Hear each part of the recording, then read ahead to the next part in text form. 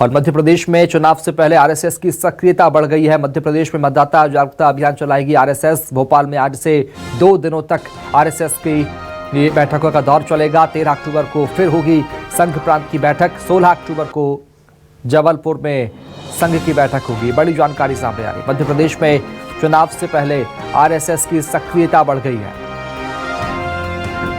तो मध्य प्रदेश में मतदाता जागरूकता अभियान चलाएगी आरएसएस और इसको लेकर आज से 2 दिनों तक आरएसएस की बैठकों का दौर चलेगा।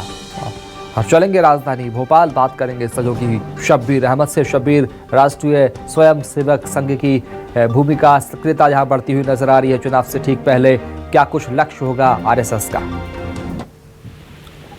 देखिए, लक्ष्य की बात की जाए तो आरएसएस ने जो लक्ष्य रखा इस वक्त तो वो यही है कि मतदाता जागरूकता अभियान चलाने का फैसला लिया गया उनकी तरफ से और इसको लेकर मालवा में एक बैठक हो चुकी है।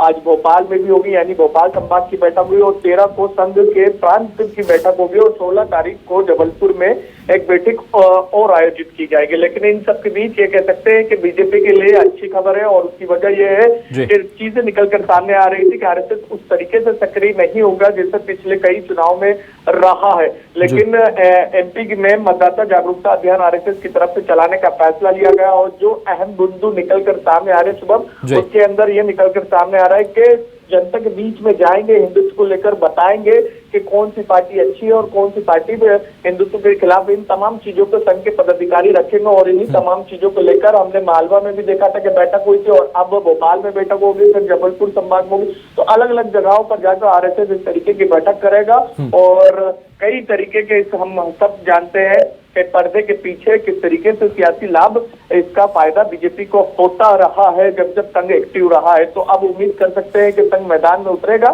तो बीजेपी को इसका सियासी माइलेज मिलेगा। जी बिल्कुल शब्बीर, बहुत शुक्रिया खबर को विस्तार से बताने और बातचीत करने।